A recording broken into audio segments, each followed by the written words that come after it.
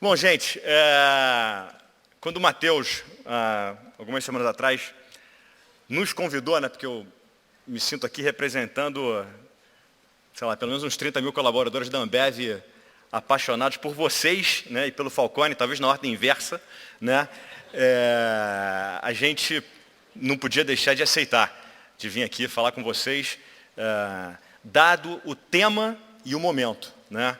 O Matheus não tinha me avisado que eu ia falar logo depois do Dream Team, então o pessoal já levantou a barra da apresentação, e escutando eles, né, com todas essas histórias, e tanto de histórias pessoais, profissionais, e tudo que eles alcançaram, né, o Edson contando dos 400, que deu uma multiplicada boa de 2007 para 2012, né, então o negócio da Bolsa parece bem legal, né, e se ele falou que o balanço do NDG dá para melhorar bastante, é porque vocês estão na mesma situação que todos nós estivemos em algum momento e que, na verdade, pretendemos ainda estar. Porque eu acho que a gente está sempre abrindo e fechando o gap. Quer dizer, isso é outra coisa, eu não vai ter como não fazer referência ao professor em vários momentos, mas várias das frases que a gente não sabe realmente quem foi o dono da companhia, a gente fala que foi o Falcone, né? Provavelmente que alguém escutou dele em algum momento. Então, eu acho que vocês, como a gente, estão no momento de abrir um gap gigante. Então, o Matheus, com todos vocês, eu acho que tem anos pela frente para fechar esse gap numa trajetória que eu tenho certeza que vai ser de muito sucesso. Eu preparei, então, uma apresentação tentando, de forma, obviamente, resumida, em 30, 40 minutos, para contar um pouco do que a gente passou na Ambev, né? A gente teve algumas fases, algumas fusões, aquisições, e também uma fase de crescimento orgânico muito importante, e tentar tirar disso alguns aprendizados, também alguns erros, né? Acho que a gente tem que saber aprender com os dois, para depois ter uma pequena conclusão. Então vamos lá. Primeiro, vocês ajudaram a gente já em operações aqui no Brasil, também em países de língua inglesa e também em países de língua espanhola e algumas outras. Então eu aqui, de vez em quando, uso um inglesinho ali, um espanhol, tá? Só para não provocar nada em relação a línguas, né? Então eu começo com uma imagem, que é essa do aluno e do professor aí, do student teacher, porque eu confesso que quando o Matheus também ligou, eu falei, pô, mas fazer uma apresentação para o INDG, para o professor Falcone, está invertendo um pouco as posições, né? Porque a gente sempre se sentiu muito mais na posição de estudante do que na posição de palestrante, né? Mas, na verdade, também, ao mesmo tempo, a gente sente que vocês, com a presença constante do professor Falcone, ajudaram a construir a companhia, né? Com o Falcone, que felizmente em nenhuma reunião de conselho nunca deixou de nos apertar e de me apertar pessoalmente, sempre cobrando de vez em quando uma lacuna grande, de vez em quando uma lacunazinha, e até de técnica de apresentação ele também já cobrou a gente, né? Então hoje caprichei aqui, Falcone, depois anota, eu sei que você vai me passar um e-mail, domingo às 6h30, que é quando ele gosta de me passar e-mail, falando, João, página 3, podia ter melhorado o título, etc e tal, mas eu fiz o possível para ter o melhor recado possível. Então, esse era o meu icebreaker, né? Toda apresentação tem que ter um icebreaker também, foi esse. Então, gente, agenda, tá?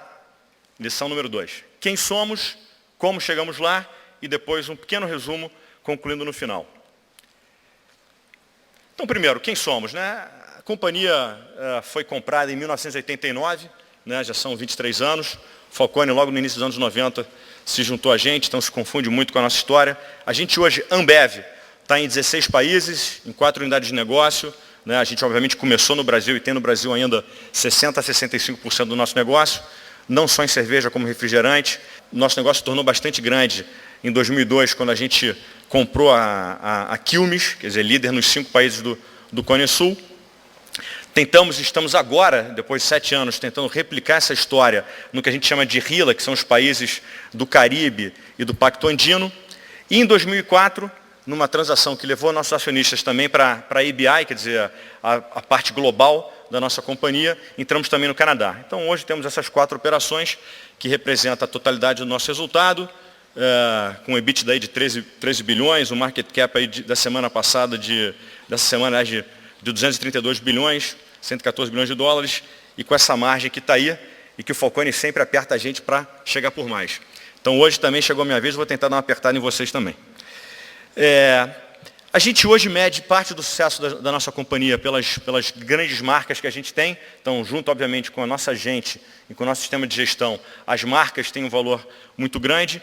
4 delas têm vendas acima de $1 bilhão, Skol, Brahma Antártica e Guaraná Antártica, com vários outros destaques globais, né? Quilmes como líder na Argentina, Pacenha na Bolívia, Pilsen no Uruguai, Labatt no Canadá e assim sucessivamente. Eu já escutei de algum consultor que, se você é um bom consultor e você está no 20º andar e tem até o térreo para vender um projetinho para o cliente, você tem que resumir o teu pitch aí nesses 20, 30 segundos, 1 minuto que você tenha. Então, o slide mais importante, quer dizer, o que eu vou tentar vender para vocês, no fundo, se for para prestar atenção em um slide, é esse que está aqui. É um pouco o slide que resume a nossa história nos últimos 23 anos, né, onde a gente teve crescimento orgânico e crescimento não orgânico, né, que é o crescimento através de aquisições, e fomos acumulando vários aprendizados ao longo do caminho. Em algum momento, foi ficando claro algo que os acionistas apostaram desde o primeiro dia, né, como aqui eu já escutei também, o conselho de vocês está falando, que era apostar em gente talentosa, que queria ser dono do seu destino, líder da companhia, dono da companhia. Né? Então, até hoje, todo ano, e até de forma mais processual, a gente tem a nossa reunião de gente, olha a carreira no detalhe de 6 mil pessoas, faz as apostas em pessoas, porque a gente quer a companhia tenha nos próximos 100 anos a mesma trajetória de sucesso que teve nos últimos 100 e vai ser, obviamente, totalmente determinado pelo grupo de talentos que a gente consegue atrair e manter dentro da companhia. Né?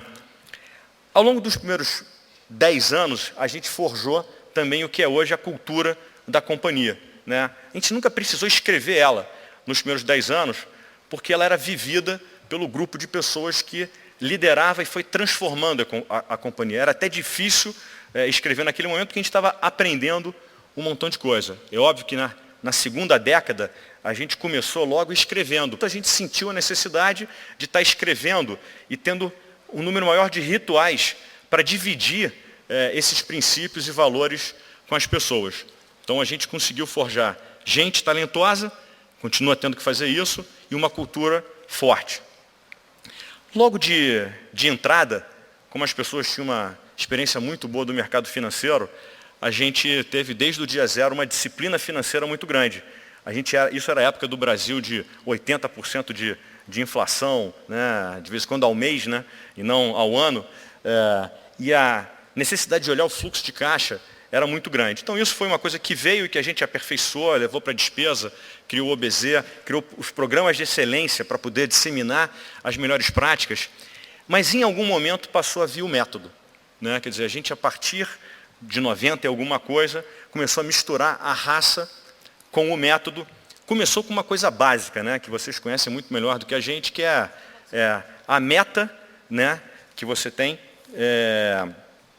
a meta que você tem e o prazo que você tem para atingir aquela meta. Então a gente trouxe o método, transformou em meta e desdobramento de metas. Quer dizer, hoje a gente tem essas mesmas 6 mil pessoas que a gente tem e que avalia a carreira, essas 6 mil pessoas têm metas individuais e as outras 23 mil pessoas têm metas coletivas das suas unidades. Então, aí começou o segredo a ser forjado, o que permitiu a gente trilhar uma história que a gente tem muito orgulho nessas 4 fases seguintes, né? A criação da Ambev, onde a escala aconteceu, era um Brasil de mercado de capitais fechado, então a gente teve a necessidade de ter geração própria de caixa para poder crescer para fora do Brasil e ter a condição de comprar a Quilmes, de aprender a fundir 2 negócios, porque na literatura a gente vê que a chance de 2 empresas que se unem fracassarem é acima de 50%.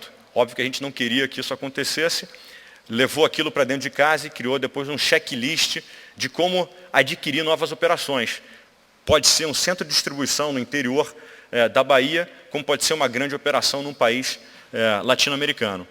Veio a expansão internacional, quer dizer, tudo aquilo que a gente conseguiu aprender com Brahma Antártica ajudou muito a gente a adquirir e rapidamente chegar num nível de excelência mais rápido nas operações do Cone Sul, a mesma coisa para o Canadá. Começamos a crescer no Caribe e no Pacto Andino. E a partir de 2006 em diante, mais ou menos, no que diz respeito à Ambev, acabaram as aquisições. Né? E a aquisição, obviamente, ela te traz uma facilidade de melhoria de resultado e a gente teve que ter um foco no crescimento orgânico muito maior. Como é que a gente sairia do nível de resultado que a gente tinha apenas dependendo do nosso resultado? Né? Então, o foco, tanto o foco do crescimento orgânico de vendas, que talvez foi a maior aposta que a gente fez nesses últimos 5 anos, no crescimento comercial, mas mantendo a austeridade da despesa, acabou tendo um resultado bem legal. E a gente, de alguns anos para cá, também tem conseguido melhorar um pouco na história de viver o ano, já que a nossa meta é anual, mas com pelo menos um olho no futuro. Quer dizer, não só buscando o resultado da meta do ano, mas construindo as opções para o futuro. Porque, no fundo, a gente diz que o longo prazo é feito de vários curtos. Então, tá bom, então tem que bater as metas de curto prazo, mas se você não tem uma ideia, um plano, ou não desenvolve habilidades e programas também para os anos subsequentes, você em algum momento fica sem vantagem competitiva, sem ideias, e a gente pode dar alguns exemplos disso. Então essa é o principal slide, o resumo desse negócio. A gente traduz hoje dentro da companhia como sonho, gente e cultura. Quer dizer, tudo que a gente fala, tudo que a gente vive, tudo que a gente respira, e o segredo do nosso sucesso está dentro desse triângulo do sonho, gente e cultura.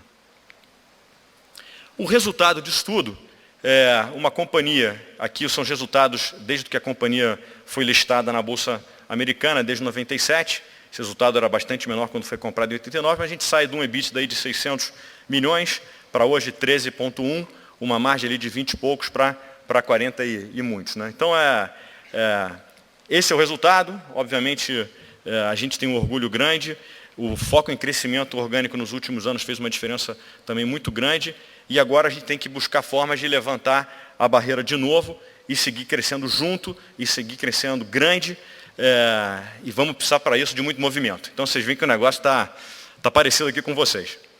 Então vamos lá, resumindo, nesses 23 anos, a aposta em sonho, gente, cultura forte e gestão foi importante para trazer esse crescimento orgânico, baseado nos últimos anos muito em inovação e nas nossas marcas. A gente passou a ter um investimento por trás disso muito maior. Isso, obviamente, trouxe uma complexidade para o nosso mundo industrial, de supply, de logísticas e também para o nosso vendedor muito grande. A gente não pode, nem hoje, nem nunca, perder o nosso foco em produtividade e disciplina financeira, continuar buscando as aquisições que a gente acha que sempre traz valor, e o método e a gestão colam esse negócio todo.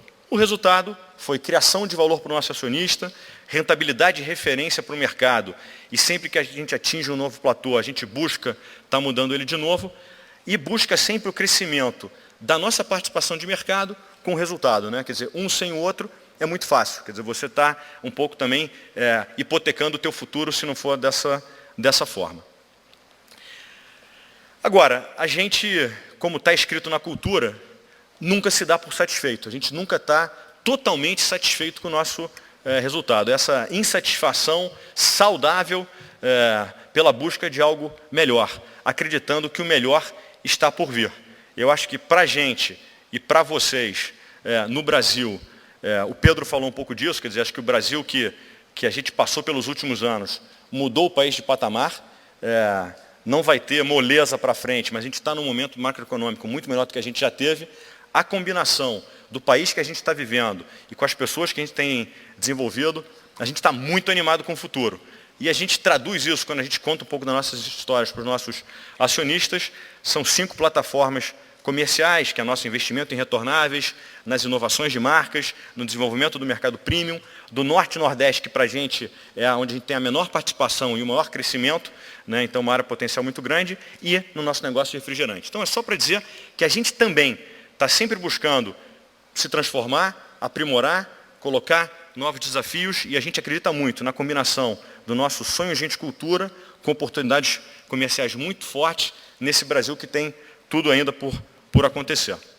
Então esse é um pouco dos resultados que a gente teve, e agora detalhando um pouco mais como a gente chegou lá.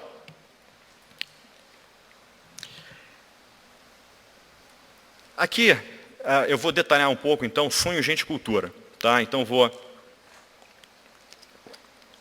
dar um pouquinho de exemplo de como a gente define. A gente tem um princípio para sonho, 2 princípios para a gente, 7 princípios para a cultura. Eu vou entrar nos exemplos de algum deles, né?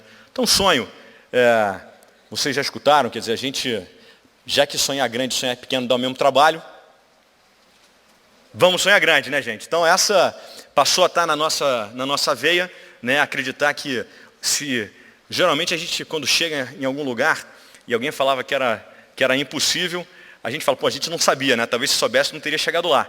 E muitas vezes quando a gente pensava, seja no crescimento do Brasil, ou seja, sei lá, me lembro de 2 situações. Uma quando a gente chegou na Argentina e os nossos sócios lá na Quilmes, a gente tinha uma margem de EBITDA lá, talvez de 20%, e a gente falava que tinha que chegar em 1, 2 anos a 30%. O pessoal falava, isso é impossível. Deu 2 anos, estava lá. Quando a gente começou a falar em algum momento que tinha um sonho de comprar a Budweiser, aí vinha de novo, aqueles brasileiros maluquinhos lá com essas histórias, né? Então, o negócio do sonho grande, do pensar no impossível, realmente tem funcionado, né? Está ali grifado também meta e resultado, porque tem que sonhar com meta.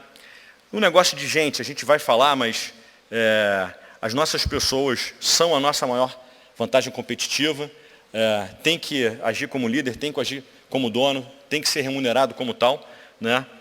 E dentro da cultura, depois que a gente estabelece a nossa visão, a nossa missão, o Falcone também falou um pouco de meritocracia.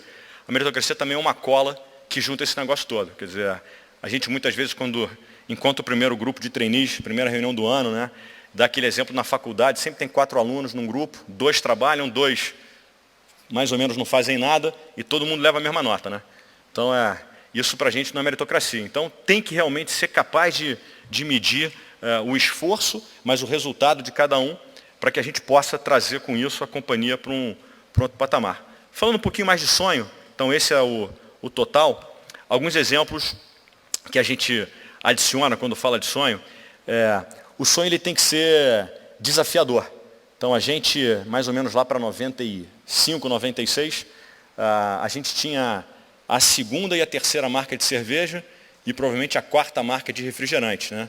Então, parecido talvez com aquele momento que o Pedro comentou aqui, a gente colocou um sonho, que a gente traduziu no nosso plano 5 anos, de 1-1-2, 1-2-2, né? Que era ter a 1ª e a 2ª marca de cerveja do país, a Antártica naquele momento era a 1ª, e ser, então, o 1 e o 2, né? 1ª e 2ª, e o 2 era ser um vice-líder temível em refrigerante. A gente estava atrás da Coca-Cola, do Guaraná Antártica, e estava lá atrás com o Guaraná Brahma, né? Então a gente, uns 3 anos depois, conseguiu chegar nesse sonho. A Brahma passou a ser a 1ª, a Skol a 2ª, a Antártica a 3ª, e Guaraná Brahma se juntou com outras marcas e também passou a ser um vice-líder temível contra a Coca-Cola. Esse sonho tem que ser desafiador porque a gente tem que sair daqui depois desses 2 dias energizado, acreditando que a gente tem um sonho grande a realizar, mas que ele é alcançável, ele é factível. Ele não é apenas uma aventura. Quando é aventura, desmotiva. Quer dizer, lá vem aquele pessoal com aquelas coisas que pelo 3º ano consecutivo a gente não consegue fazer, ou está desalinhado, ou está mal traduzido o sonho num objetivo. Tem que ser motivador, mas tem que ser também factível, alcançável, né? Senão você está destruindo tudo. Agora, ele tem que ter também prazo. Também não adianta falar assim, a gente quer um dia chegar em tal coisa. Um dia não está definido. Então tem que ter prazo. É 1 ano, 2, 3, 4 anos, tem que ter um prazo. E depois, mesmo o sonho, também tem que ter PDCA, né? Quer dizer, tem que ter acompanhamento. Tem que ir atrás e falar, como é que está o dashboard do sonho? O sonho também tem dashboard, né? Então, para a gente, começou com essa história do 1-2-2 no Brasil, depois a gente passou a acreditar que a gente poderia ser a maior empresa de bebidas das Américas, e hoje, fazendo parte do grupo ABI, ser a melhor empresa de bebidas do mundo, num mundo melhor. Aí vocês podem falar o seguinte, tá bom, João, mas mundo melhor vocês não conseguiram definir. Aí fala, pô, gente, conseguimos definir também. Então, mesmo o mundo melhor, que parece um negócio meio subjetivo, a gente foi lá e traduziu num painel de favorabilidade. Quer dizer, medir a reputação. A gente, em algum momento, também percebeu que a gente era uma empresa bem vista em alguns círculos, mas em outros não. Porque a gente não defendia, e as pessoas começaram a falar que lá dentro era duro demais, e que o pessoal não tinha vida e outras coisas. E a gente foi ver que também não falar de si, e com o tamanho que a companhia passou a ter, era um erro nosso. Então a gente em algum momento confundiu o low profile com no profile, e quando você não fala de você, geralmente as pessoas falam mal, né? Muitas vezes, né? Então, principalmente em meios que são aqueles que a gente achava que não valia a pena gastar tempo, né? A gente achava que a gente não tinha nada a ver com o governo, que a gente não tinha nada a ver com a imprensa, e a gente viu que tinha a ver sim, né? E passamos a medir a nossa reputação, a fazer as mesmas pesquisas de mercado de consumidor que a gente fazia com o consumidor, passou a fazer com stakeholders envolvidos nessas duas esferas, e hoje a gente tem 3 pilares específicos de meio ambiente, de comunidade, de consumo responsável, para também medir isso. Então hoje a gente consegue traduzir o nosso sonho para o nosso dia a dia, seja o sonho econômico, entre aspas, do market share, do EBITDA, mas também o sonho de estar num mundo melhor, que não está apenas no painel de favorabilidade, mas a gente hoje também publicou, para cada um desses pilares, é público, os 5 a 8 KPIs, dependendo do pilar, que a gente quer alcançar até 2015. Tá? Então, isso é um pouco sobre sonho. Falando um pouco sobre gente, e talvez esse seja o segundo slide mais importante, então quem está disperso, avisei do primeiro, estou avisando do segundo.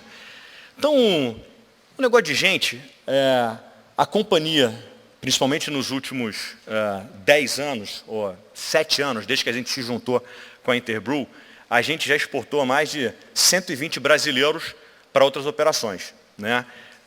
Em todos os níveis da companhia. E sempre as pessoas perguntam, pô, como é que você faz para viver sem 120 craques? Quer dizer, caras que a gente recrutou, preparou e que em algum momento também tinham seus sonhos grandes. Então, na verdade, quando a gente perdeu, não perdeu, né? Abriu-se uma oportunidade nova para essa pessoa, mas a operação do Brasil ficava naquela. E agora, será que vai dar sem o fulano, o beltrano, o cicrano? E felizmente, pelo esse foco sempre de estar melhorando o pipeline de pessoas, não que a gente não tenha problemas de turnover, como todo mundo a gente tem, mas onde a gente tem o menor a nível do sócio e da pessoa que está se aproximando de ser sócio, que a gente chama de people bet, né? A companhia, é óbvio que quando ela sai de 8 mil em 99, mais ou menos, para 110 mil, a gente teve que botar uma série de processos, né? Porque quando tinha 8 mil a gente conhecia todos os sócios muito bem e escolhia os próximos sócios muito bem. Quando ela passa a ter 110 mil, você passa a ter alguns sócios por posição, né? Então a gente tem hoje no Brasil, a gente em algum momento falou que meta de sucessão também é meta. Então todas as pessoas tinham que ter 2 sucessores para determinadas posições. Então hoje a gente tem mais de 140 funções com 2 ou mais sucessores prontos para assumirem aquelas posições nos próximos 2 anos, o que é fundamental, mas não apenas isso, né? Então dentro desses 200 sócios, que hoje o sócio também se confunde com as principais posições da companhia, a gente tem 500 pessoas, né? Que é esse nível logo abaixo, que são 500 caras. O que vocês acham que eles querem? Eles querem pegar o lugar do Matheus, né? Quer dizer, lá no meu caso, querem pegar o meu lugar também, né? Então tem 500 caras que querem pegar os lugares dos sócios, querem pegar os lugares dos diretores, querem pegar o meu lugar, então, e a gente gosta disso, porque o cara que não tem substituto, né, o insubstituível, ele também é impromovível, né? Então, eu no início, logo que eu entrei, quando me falaram que eu tinha que ter sucessores, eu falei, pô, o pessoal realmente não está gostando de mim, né? Já estão querendo me botar um outro cara aqui no meu lugar, e aprendi rápido, felizmente, que se eu não atraísse os melhores talentos para estarem junto comigo, eu não teria os melhores resultados e não teria a chance de ir para o próximo desafio. Então hoje parte do meu tempo não só procurar os melhores sucessores, as melhores pessoas, mas os próximos dos próximos, né?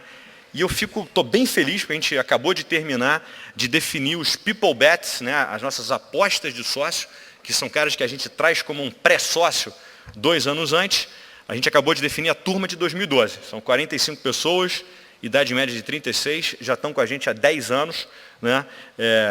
E já com conquistas, obviamente, na companhia, tem gente com 1 ano, até gente com 13 anos, então não tem regra aqui para esse negócio, para entrar, mas um pessoal que já tem conquista, mas mais do que isso, né? Não dá para viver do passado, né? Tem que viver do sonho para frente, cheio de sonho. Então eu queria mostrar um pouquinho a história de 5 desses people bets, né? Tá aí o Paca, tá aí o Felipe, tá aí o Oscar, tá aí o Fábio, tá aí o Camis. né, você vê, então, se a gente pegar o Oscar ali, 32 anos, está com a gente há 10 anos, hoje é um especialista em rentabilidade, quer dizer, é uma das pessoas da nossa área de preço, e botou uma conquista que ele teve no curto espaço de tempo, a redução de 2,5 pontos do markup na área foco. Quer dizer, adivinha, né? Botou uma meta, rodou o PDCA, fez o acompanhamento, e num ano o markup caiu em 2,5 vezes. Então, ainda dentro do capítulo gente, então já falando de gente, a nossa diretoria de gente é a diretoria de gente e gestão. Então, não poderia deixar de falar um pouquinho de gestão. Isso aqui é óbvio, aqui estou na igreja conversando com o padre, né? Mas eu trouxe um PDCA para vocês, né? Então, rodemos um PDCA, dá para ver logo ali que é o market share, né? Tem o plano que a gente fez, então, cheque no P. A nossa execução tem que ser militar para poder acontecer os nossos objetivos em relação ao share. É óbvio que nunca vem como a gente gostaria, então tem que estar acertando e corrigindo. E depois a gente tem o fine-tuning desse negócio para poder rolloutar para outros lugares, né? Então, assim, a gente hoje consegue ter melhorado o nosso nível de análise. Está claro que falta muito para a gente ser uma referência nesse negócio. A gente já está fazendo isso há muito tempo, mas acho que tem muito espaço para melhorar, não só no Brasil, como em outras unidades. Agora mesmo a gente está no meio de um projeto com vocês para melhorar a nossa eficiência de fábrica, um negócio que o Falcone já viveu com a gente nos últimos 15 anos e é um negócio que a gente ainda não está no patamar que gostaria. No final, é um assunto também relacionado a turnover e perda de conhecimento. Então, aqui a gente já falou sobre conhecimento. Então, é óbvio que a gente tem muito a fazer, mas o capítulo Gente e Gestão é o que vai não só levar a gente para frente pelos planos que vocês viram aqui, mas pela correção dos erros e das oportunidades, daquelas que a gente não conseguiu ainda melhorar e que são muitas. E, finalmente, falando um pouco de cultura, eu trouxe aqui a lista dos 10 princípios, né? Então, o primeiro do sonho, que a gente já falou, os 2 sobre as pessoas, né? Depois começa no foco e tolerância a zero, né? Sobre o consumidor é o patrão, pelo nosso lado comercial. Mas eu queria falar um pouquinho de todos os 10, um pouquinho mais sobre esses 2. Tá? Eu acho que esses 2 fizeram muita diferença para a gente. Então, o primeiro, que a Ambev é uma companhia de donos, quer dizer, os donos assumem os resultados pessoalmente. Não importa se a gente trabalha de 9 às 5, de 8 às 8, mas o dono, ele está o tempo todo pensando no negócio dele, né? Então, no nosso caso, está no supermercado, né? Aliás, acabei de receber aqui um SMS da minha irmã. Estou no Walmart, não achei nem Pepsi Zero, nem Guaraná Zero. Então, o dono é isso, quer dizer, ela nem é dona, né? Quer dizer, acho que ela é um pouco dona também, reclamando. Quer dizer, deu 2 segundos, diretor de refri, Moreira, e aí, o Walmart, cara? E, no fundo, a gente, esse ano, teve 2 Black Belts e 2 Green Belts só sobre esse assunto, para ter uma ideia da importância que é consertar a ruptura. E adivinha, não é diferente. Há um ano e meio atrás, na verdade, quando a gente começou a medir esse negócio, a gente não tinha medição da ruptura por loja dos nossos clientes. Até porque você tem que negociar, pegar aquele dado, etc. e tal, massagear, acompanhar. Mas, claramente, pelo SMS da minha irmã e pelo comentário da mulher do Falcone lá em Minas, a gente continua com esse problema de Guaraná Zero lá em Minas também, né, Falcone? Então, mas o dono é isso, gente. O dono é desde desse negócio do supermercado, ou o cara que cuida da linha. Então, outro dia, nessa reunião mensal que a gente tem com o Falcone no Rio, estava lá conversando com o dono da linha de retornável de refrigerante, que a gente só vendia aquela garrafinha de 300, e agora lançamos o Guaraná Antártica 1 litro. E quando você troca de matriz, a perda de eficiência está entre 15 a 20 pontos. E está lá o dono preocupado, descabelado, agora com mais método, mais rotina, mais disciplina para tentar resolver, para poder voltar a ter o Guaraná 1 litro, que, lógico, entre vários problemas, é um dos motivos pelo qual a gente não encontra, eventualmente, o Guaraná Antártica 1 litro em algum lugar. Então, o dono está em todos os níveis preocupado com aquele negócio como se fosse seu, né? E depois vem o negócio da liderança, né? O Brito, que é o nosso presidente global, ele também há uns 10, 12 anos atrás, teve num projeto parecido com o Falcone, onde a gente deu uma melhorada, mas a gente ainda não deu o salto que tinha que ter dado, mas eles descobriram, quer dizer, junto com o Falcone, assim, que o turnover era uma doença, né? A gente já 10 anos atrás conseguiu identificar isso. Naquele momento a gente viu que a blindagem das nossas operações, de ter o vestiário limpo, de ter um refeitório legal, né, era importante, e muitas vezes isso acabava lidando ao líder. Quer dizer, os bons líderes tinham os bons resultados e os maus líderes não cuidavam das suas pessoas, e em algum momento os resultados, que podiam ser consequência de algum líder anterior, desapareciam, né? E a gente então começou a conseguir se organizar e ter mais treinamento de líder, e a gente começou a também conseguir separar isso, pelo menos numa frase, né, que o líder é o sujeito que bate meta com o seu time de forma ética. Então a gente começou a facilitar um pouco do que é ser o líder, do que é liderança, do que é cuidar do seu time também. Então essa definição simples, a gente nesse guarda-chuva conseguiu colocar tudo para estar sempre tentando melhorar o nosso nível de liderança, que é um dos pontos fundamentais, principalmente em tudo que diz respeito à porta da fábrica ou do depósito para dentro. Então é combinação dono, que a gente viu desde o dia 1 na companhia, com os próprios acionistas tocando a companhia, né, e depois transformando a gente em donos no sentido pleno da palavra, e depois, 10 anos depois, traduzindo dono também dentro de liderança e virando um dos princípios da nossa cultura. Então, finalmente, chegando ao final, para ficar também dentro do nosso tempo, um pouco do concluindo, quer dizer, aprendizados, que acho que são óbvios por tudo, vão ser um pouco óbvios por tudo que a gente já falou aqui, mas também um pouco dos erros, né, que a gente de vez em quando acaba não falando. Então, primeiro, quer dizer, o que dá certo, né, na nossa cultura? Por que a gente tem tanto orgulho e fala dela? E ela é simples, né? A história do sonhar grande, né? Então eu dei alguns exemplos de que não existe nada impossível. O outro, não só acreditar, mas saber que a gente ainda não chegou lá, que tem muito por fazer, né? Tem muita oportunidade para a gente capturar, e que hoje, além de a gente sonhar grande, a gente é capaz de sonhar com método. Então a gente trouxe o método também, de alguma forma, para dentro do sonho. Então essa seria talvez a terceira página mais importante. Então dentro das apostas, né, eu lembro de escutar logo no início que eu entrei na companhia, né, o Jorge Paulo falava, né, gente boa, bem remunerada. Quem conhece ele sabe, ele fala esse mantra para a gente, né, e não demorou muito, a gente adicionou gente boa, bem remunerada, com controle e gestão. Então, quer dizer, a gente vem fazendo as apostas, procura pessoas que querem ser donas da nossa companhia e transformar e levar a companhia para outro patamar, que é o que está ligado aí a esse potencial transformador.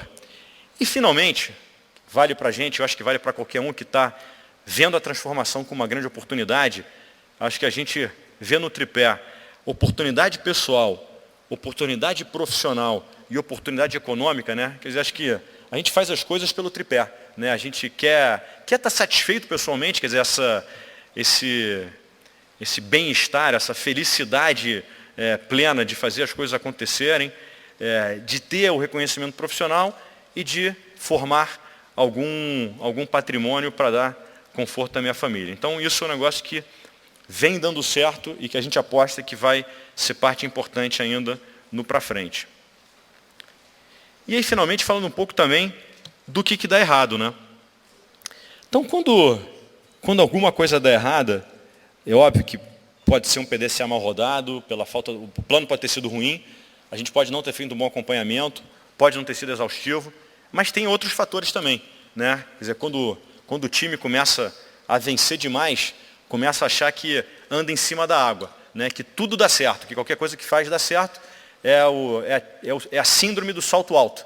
É acreditar que é melhor que todo mundo, e aí a chance do fracasso é gigante. Então a gente sempre tenta lembrar isso, depois de 1 ou 2 anos bons, ou de um projeto, um resultado, não acreditar que a gente é melhor do que ninguém, é lógico que tem que acreditar um pouco também, como o Edson falou, do 32, 69, etc. Apesar que eu não acredito que ele falou que tem 69. 69 aí tem que dar uma checada na carteira, está com uma cara de 50 e poucos.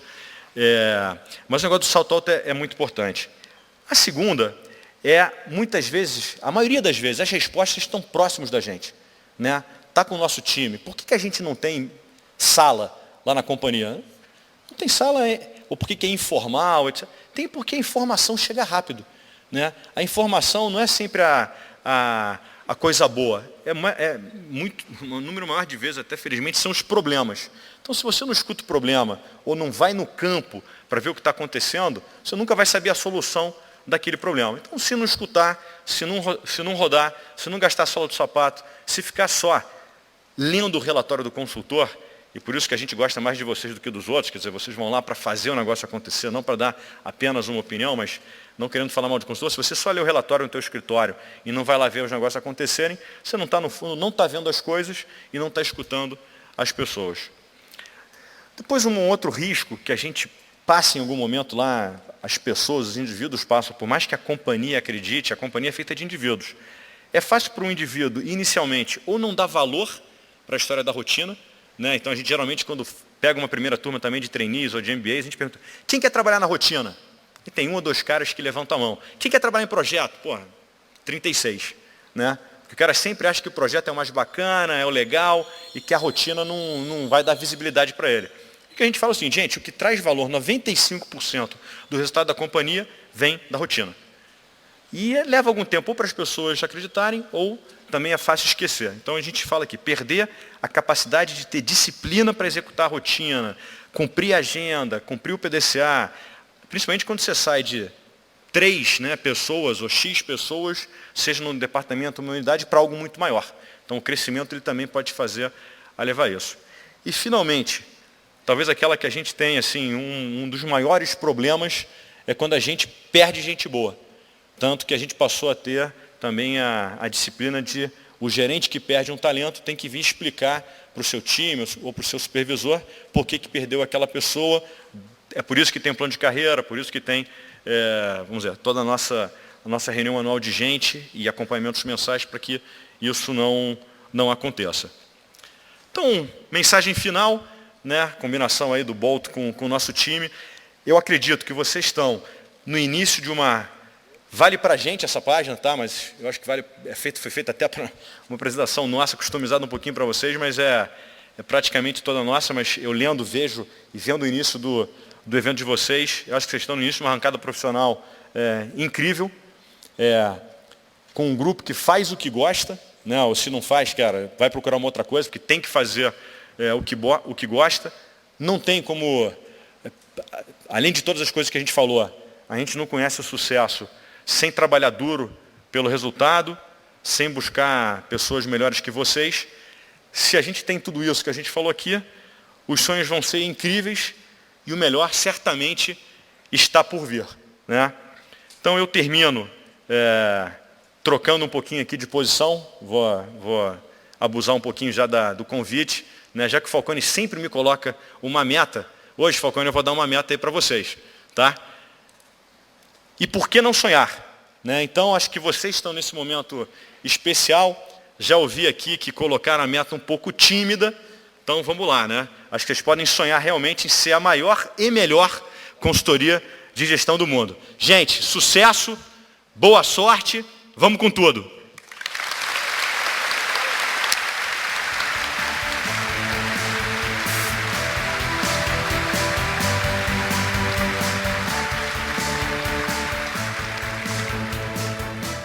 Bom, conforme combinado, 23 minutos para perguntas e respostas.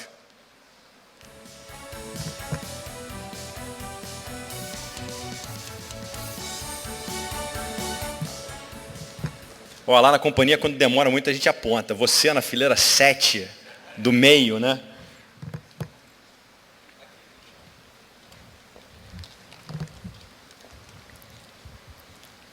João, boa tarde. Denis Glória, consultor do INDG. Queria te perguntar qual foi os maiores desafios em questão de cultura, em outras culturas, quando vocês fizeram as aquisições fora do país. O que você poderia falar aqui para o nosso time que está trabalhando aí com outras culturas, está querendo expandir para outros países e trabalhar com projetos em outros países? Que principais lições vocês tiraram desse trabalho aí? Legal. Eu vou contar um pouco de um exemplo pessoal. Tá? Assim, eu, em meados de 2006, a gente comprou o controle da operação na Argentina e eu fui para lá tocar essa transição, essa transformação que a gente tinha que fazer lá. O sócio tinha tocado durante 2 anos e meio, e a pessoa que tocava naquele momento, até um cara assim, muito competente, porém que não acreditava na nossa cultura, né? Então, achava que, assim, criou assim uma imagem nossa um pouco assim de mercenário, que a gente sonhava muito grande e que era melhor ir um pouco mais devagar. Então, a gente conseguiu dar uma primeira transformada, mas tinha realmente o desafio, que por um lado era melhor, por outro lado era pior, de pegar essa segunda fase com algumas pessoas que não acreditavam realmente naquilo, né? Então, o desafio de time e cultura, dentro de 4 desafios que eu vou dividir contigo, foram assim, os principais desafios, sendo que o de time e cultura foi, sem dúvida, o maior. Então, a primeira coisa, dentro de um período de tempo, quer dizer, acho que esse meu exemplo é um exemplo muito mais, onde tinha já um negócio estabelecido, quer dizer, era uma aquisição, né? Então, talvez um pouco diferente de começar do zero, que a gente também teve, mas acho que talvez possa ser mais parecido com o de vocês. Então, quando você chega lá, você tem que, de alguma forma muito rápida, escolher o time que vai fazer a diferença com você. Então, pelo menos na primeira linha, a gente tinha um time de 5 pessoas, que depois embaixo eram mais umas 14. A primeira linha, depois de um ano, não existia mais, tá? Pessoas que realmente não acreditavam no sonho, mas em compensação, os outros 14 subiram, tá? E aí você ficou com 14 pessoas locais, né? Então não tinha assim, nenhum outro brasileiro, praticamente, e caras que quase todos tinham crescido na companhia, mas já tinham esbarrado no limite, quer dizer, não tinha mais crescimento.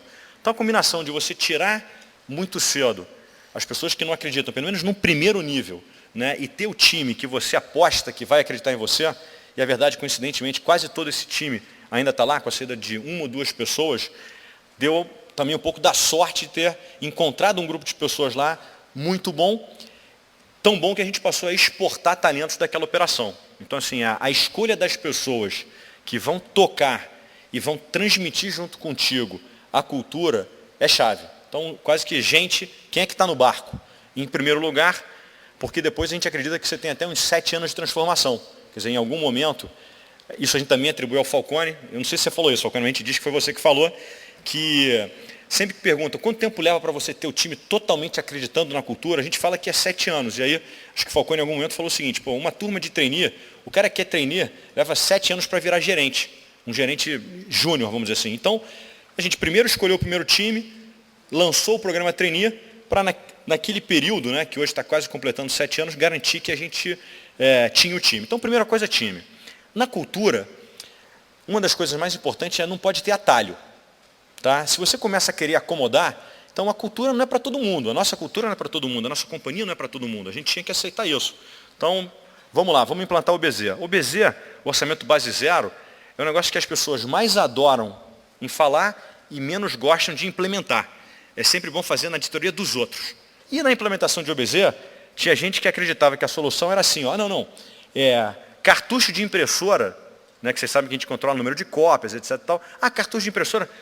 Não posso ter número ilimitado? Então vou ativar no balanço. Então o cara, né, gente, despesa uma coisa, capex é outro. A solução não é maquiagem contábil. Então, você escuta aquela coisa, não tem jeito. Aquele cara não faz parte do barco. Então é escolher pessoas e ser aderente aos princípios e valores.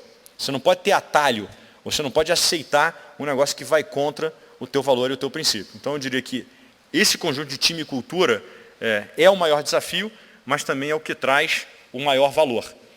E depois você tem coisas do negócio.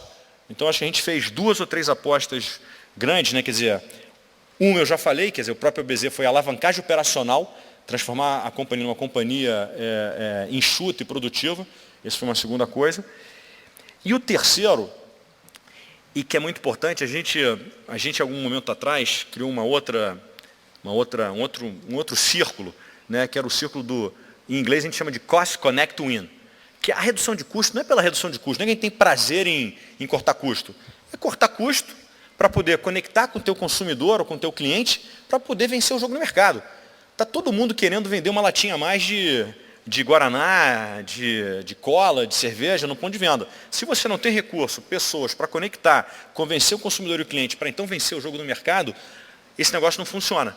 Então o nosso programa comercial na Argentina de share, baseado em inovação e execução, foi uma outra aposta importante. Então tinha gente cultura, teve uma boa aposta comercial, uma boa aposta pelo lado de produtividade, e a quarta era uma para a qual eu não estava realmente preparado, né? Então a gente sempre fala que a gente joga as pessoas semi-preparadas para o desafio, porque o osso geralmente é maior do que você pode mastigar e você tem que nem a meta, né? Geralmente a gente sabe 60 a 70% como é que vai chegar lá, os outros 30, 40 tem que aprender ao longo do caminho, né?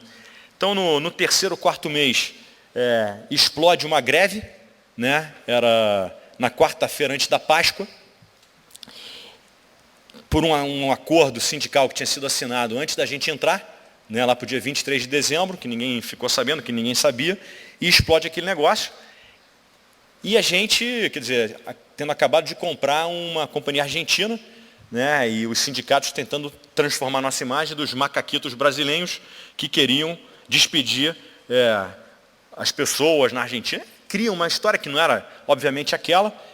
E aí, foi também um pouco de não estar preparado. Então, de vez em quando, você também tem que estar preparado para aquilo que você não está preparado. Então, correr atrás do prejuízo, foi aí que eu aprendi a importância do relacionamento, que eu falei um pouco no início, né, de saber se aproximar do governo, saber se aproximar da imprensa. Então, você também tem que dar alguma sorte, correr atrás da solução, porque nem tudo vai estar pronto para você. Então, sempre tem o incerto, sempre tem a surpresa, e aí tem que ter time, tem que ter gente, tem que ter conhecimento, mas tem que ter raça, vontade de correr atrás, buscando a solução. Acho que esse é um pouco de um exemplo de como as coisas andaram bem e mal a nosso favor e como a gente foi buscando solução para isso, né?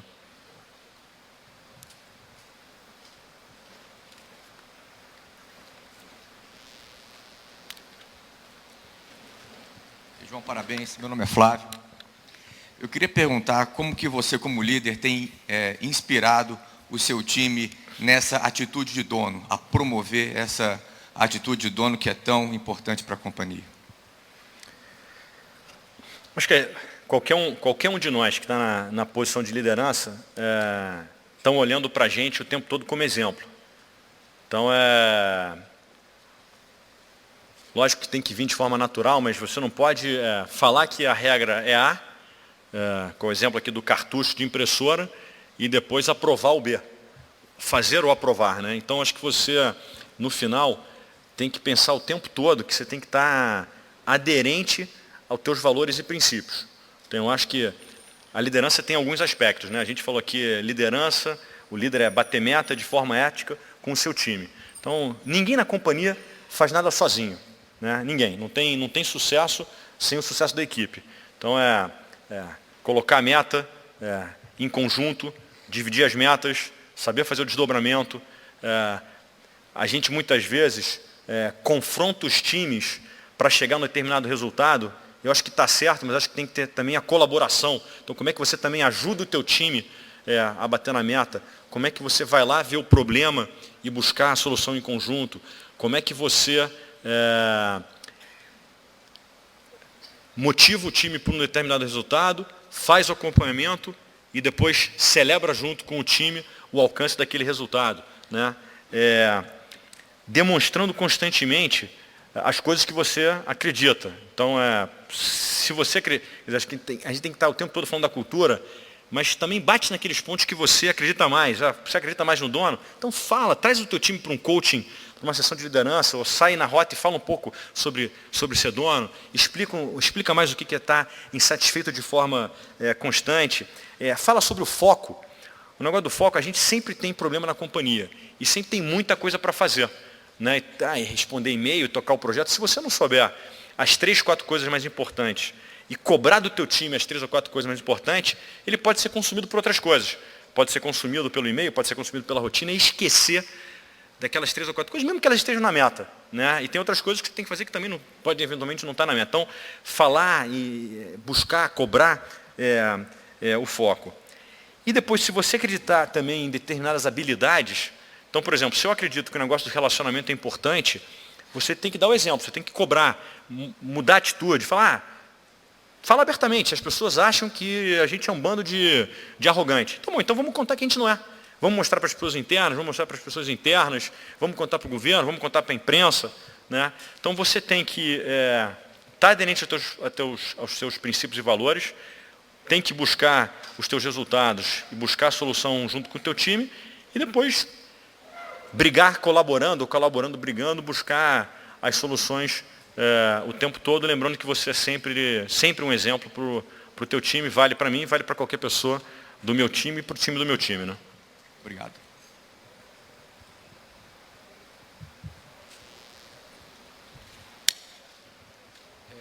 Boa tarde. Meu nome é Bruno, eu sou da base de Brasília. Eu gostaria de perguntar para você, João, o seguinte. Eu comecei com 23 anos minha carreira profissional. Hoje eu estou aqui, você falou que começou com 28 na Ambev, né?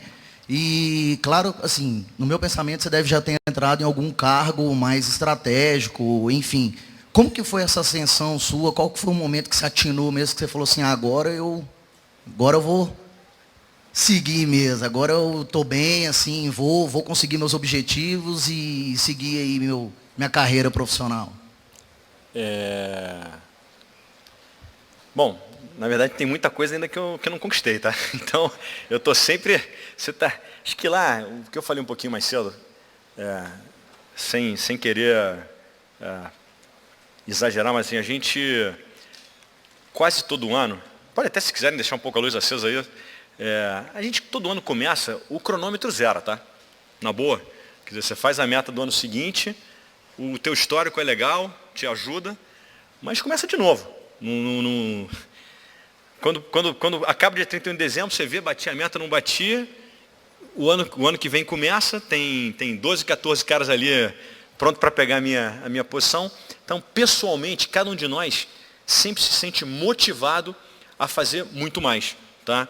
E o que eu acho que foi bacana na minha carreira, acho que de vários dos nossos sócios, né? Porque acho que o que deu muito certo na nossa companhia foi, acho que a capacidade que o Marcel, né, com a ajuda do Jorge e do Beto, tiveram de trazer uma sociedade de um banco de 200 pessoas para uma companhia de 20 mil, que hoje tem 100 mil.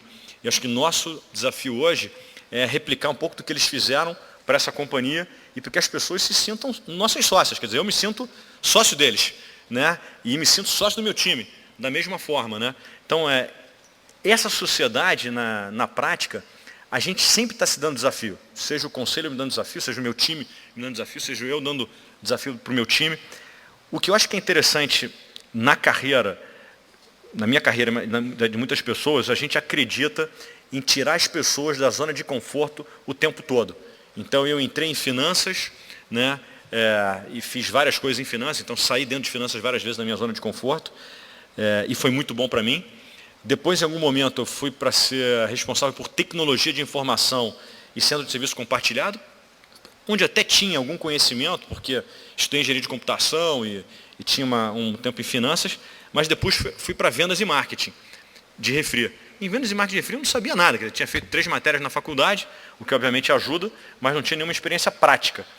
E aí foi das vezes onde eu mais aprendi, porque aí você também vai ler o livro, vai na agência, pede ajuda, né? Acho que essa é uma outra coisa que as pessoas não podem ter vergonha. Tem uma série de conhecimento próximo a você. Se você não pedir ajuda para quem tem conhecimento, você também está... Os dois estão falhando, né? Nem a pessoa que não está vindo para dar o coach e você que não está indo lá pedir. Então, acho que toda vez que você sai da zona de conforto, é uma ameaça, mas que a gente espera que está sempre preparando as pessoas para que não seja uma ameaça, seja uma oportunidade. Né? Esse exemplo, depois que eu dei na Argentina, a mesma coisa. Então, eu me sentia preparado para ir para lá, um pouco sim, um pouco não.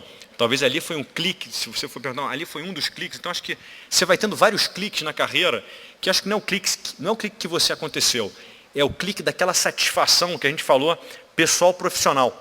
Porque toda vez que você dá um clique, você entrou com 23, mas sei lá, os 26, ou 25, um ano depois você tinha feito um negócio, legal, que você contou para teus pais, para tua namorada, etc e tal. Depois você contou para tua esposa, depois você contou para os teus filhos. Quer dizer, isso é muito bacana na companhia. A gente está construindo algo em conjunto com os outros donos da companhia e a gente quase todo ano tem um clique. Né? Tem um aprendizado, tem uma coisa que a gente se orgulha.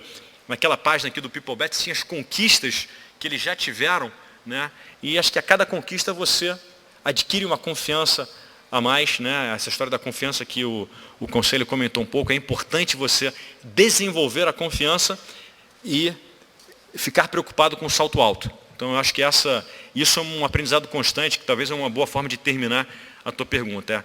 Acho que sempre a gente vai buscando colocar as pessoas, eu me incluo aí dentro, em situações que elas possam acontecer, né? E criar mais confiança, e você está lá para apoiar, para que ela dê certo, seja no acerto ou seja no erro, né? Boa tarde, meu nome é Leandro, eu sou consultor. Boa tarde. Eu tive a oportunidade de fazer rota já com a equipe da Ambev e participar de matinal. A percepção minha foi que existe uma agressividade muito grande contra o concorrente. Quero saber o quanto isso é importante para a Ambev, de saber quem é seu inimigo e ir para cima dele. É muito importante para a gente na área comercial, sempre que a gente consegue determinar na área comercial um inimigo, ajuda. Tá? Então, eu acho que a gente tem que explicar qual é a diferença de agressividade e jogar dentro da regra. Tá? Então, a gente estava aqui numa situação, acho que mais cedo, um pouco falando também de esporte. Né? Quer dizer, hoje mais cedo, na verdade, está falando sobre esporte. E acho que a maioria de nós deve torcer por algum time. Né? Aqui deve ter atleticanos e cruzeirenses, eu imagino também. Eu sou botafoguense. Quando você pensa no teu time, ou quando você faz um esporte, você quer ganhar. Então, para ganhar, você geralmente tem alguém, você está competindo contra você, mas muitas vezes está competindo contra alguém. A área comercial é muito parecido com isso. Né? Quer dizer, é muito parecido. Então, na área comercial, sempre que a gente consegue botar o inimigo num frame, ajuda a gente. A agressividade comercial é muito importante. O que a gente percebeu também ao longo do tempo é que o líder não pode confundir agressividade com jogar fora da regra. Então, o futebol tem regra, né? Quer dizer, você não tem nenhum jogo que você saiba jogar que não tenha regra. Então, o futebol está ali, são 4 linhas, 11 de cada lado, se for futebol de campo. Né? Se não tiver regra, não tem jogo. Então, a gente também tem uma preocupação constante de falar qual é a regra. Tá? Então, a gente tenta juntar sempre o melhor da agressividade comercial jogando dentro da regra. Boa tarde, Ana Flávia, Base BH. Você falou que um dos problemas é perder gente boa. Quais são os mecanismos que vocês têm ou planejam ter para corrigir isso e como que ele é dosado em cada nível hierárquico? Muito boa pergunta. A gente está no meio e naquela coisa de dar o clique, né, que a gente falou aqui agora, a gente há uns 12 meses atrás, e eu não vou conseguir responder a tua pergunta totalmente porque a gente não tem todos os problemas resolvidos, mas eu posso dizer um pouco do plano. Né? Então, há 12 meses atrás a gente começou um trabalho com a NDG, né, esse projeto que a gente chama do projeto do comitê lá da Nova Rio, onde o Falcone está presente, e para a gente, de alguma forma, para esse grupo de pessoas que estavam lá, algumas conhecem o método e o NDG há muito tempo, a gente estava lá acho que era a 2ª ou 3ª reunião do comitê, do time, do grupo, né? E a gente mostrando para nós e o Falcone lá dos problemas. Né? Então a gente estava perdendo, nesse caso, mais gente em manutenção. Então é importante a tua pergunta, como é que você faz em diferentes níveis. Né? Então qual é o problema na manutenção, por exemplo? Então manutenção era onde a gente estava tendo o maior problema. E aí o Falcone levantou, né? Tinha lá um flip chart, ele foi para o flip chart e desenhou a pirâmide de Maslow, né? Em forma de quadrado, né? Quer dizer, botou lá os principais pontos, traduziu a pirâmide, ou usou os principais pontos para o nosso projeto, e dali para frente, o nosso projeto se transformou num projeto de 4 etapas, olhando 4 dos principais aprendizados que a gente tirou daquela sessão. Quando a gente olha isso para a companhia como um todo, e você viu ali na minha apresentação, a gente tinha 700 pessoas, 6.000 pessoas e 23.000 pessoas. Tá? A gente mede hoje o turnover para todas as bandas. Tá? Então, a gente tem hoje um turnover, problemas de turnover no mundo de vendas, no mundo supply e no mundo que a gente chama do centro de excelência, que seria o mundo administrativo, bastante diferente. tá? E não teve uma solução ou uma ação que resolve todos. Então, por exemplo, o nosso problema no industrial é um problema que está maior na banda 7 e na banda 8, tá? Que seriam as duas bandas mais júniores da companhia. Para não fazer uma resposta muito longa, a gente tem, para aquelas 700 pessoas, um turnover muito baixo. Agora, também quando perde é um problemão. Então, ali, a solução, quando eu começo a explicar, ela parece até muito parecida, e ela é parecida para níveis diferentes. Mas aquele sujeito, ele está muito preocupado com a oportunidade dele de crescimento na companhia. Por isso que a gente está sempre pensando no crescimento. Então, se aquele sócio vê o valor que ainda está por vir na sociedade e oportunidade de crescimento para ele, ele vê que ele vai ter satisfação pessoal, profissional e econômica. Então, muitas vezes, o nosso problema é um problema de comunicação para aquela pessoa. Quando você vem para a segunda banda que está ali, então, na primeira eu diria que é quase mais oportunidade de crescimento do que qualquer uma outra. Mas o do crescimento diferente do que você vê, talvez, na banda de baixo. No meio, a pessoa está começando a vida, ela tem, todos nós queremos o sócio profissional, o pessoal econômico, ele está mais preocupado, está criando o patrimônio dele, está muito preocupado com o econômico, ele quer ver o que ele vai fazer para frente. E naquele terceiro grupo, ele quer, obviamente, também o econômico, mas ele quer condições de trabalho satisfatórias. E em cada uma dessas três situações, a gente tem problemas diferentes. Né? Quando eu penso, quer dizer, acaba que a pirâmide nos ajuda nos três níveis, né? Se a gente for dividir a companhia apenas em três níveis, mas de forma diferente em cada uma delas. Uma das correções que a gente está vendo hoje, que o projeto está trazendo, que eu acho que é de impacto de 3 a 5 anos, é de não perder conhecimento, e essa pessoa que a gente está perdendo, quando você treina um cara na enchedora, né, na linha de enchimento da fábrica, você treina o cara 3 anos para ele ter conhecimento. Se ele sair no 4º ano, você quase que jogou 3 anos fora. Então, você tem que ter uma trilha de carreira para aquele cara, você tem que dar a condição básica para ele, você tem que dar talvez um lugar para ele jogar futebol. Então, as soluções são diferentes e a gente muitas vezes estava recrutando de forma muito parecida, muito homogênea nos 3 níveis.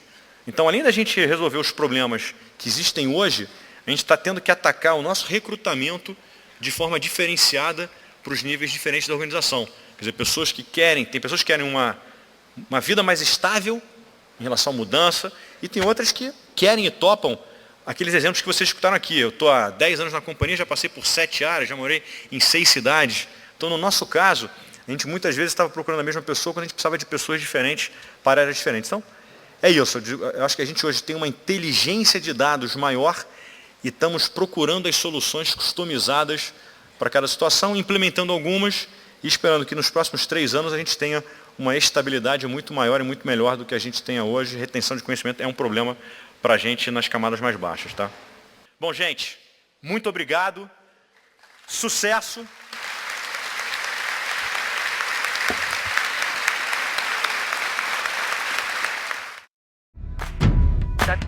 La ley universal de la locomoción no puede...